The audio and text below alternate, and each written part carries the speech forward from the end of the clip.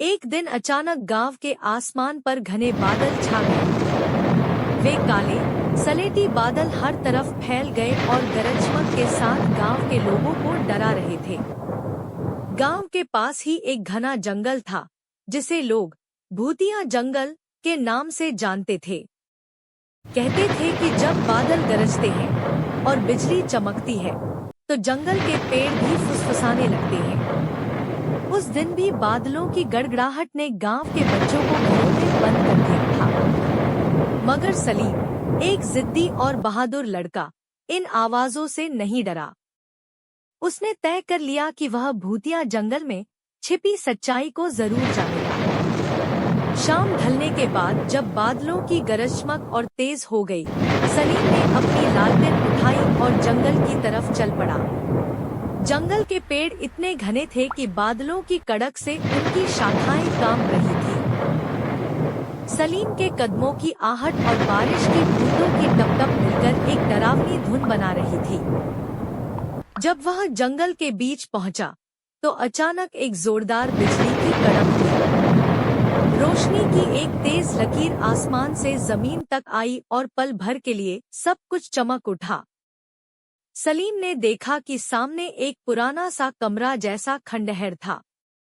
उसके दरवाजे पर लटकी जंजीरें भी गरज की आवाज के साथ कांप रही थी। सलीम की हिम्मत जवाब देने लगी, लेकिन जिज्ञासा उस पर हावी थी। उसने धीरे से दरवाजा खोला। अंदर अंधेरा था, लेकिन बादलों की गरज और बिजली की रोशनी से पल भर के लिए सब कुछ दिख जाता था। कमरे में एक पुराना आईना पड़ा हुआ था। जब सलीम ने उस आईने में देखा, तो उसे अपना अक्स नहीं, बल्कि एक पुरानी आत्मा दिखाई दी। वह एक बूढ़ी औरत की आत्मा थी, जिसकी आंखों में दहशत और मायूसी छिपी हुई थी। कौन हो तुम? सलीम ने डरते हुए पूछा। आत्मा की आवाज गरजदार थी, जैसे बादलों के साथ मिलकर गूंज रही हो। यह मेरा जंगल है। यहाँ से चले जाओ, वरना तुम भी मेरी तरह कैद हो जाओगे। सलीम ने आईने की तरफ हाथ बढ़ाया। अचानक उसका दिल जोर जोर से धड़कने लगा। हर बार जब बिजली चमकती, उसे लगता कि वह आत्मा उसके और करीब आ रही है। बाहर बादलों की गरज लगातार सुनाई दे रही थी, जैसे वे आत्मा के शब्दों को दोहरा रहे हों। सलीम ने पलटकर भागने की कोशिश की, लेकिन दरवाजा अपने आप बंद हो गया। उसने सारी हिम्मत जुटाकर एक जोरदार चीख मारी। गांव वालों ने दूर से उसकी आवाज सुनी और जंगल के किनारे तक दौड़े।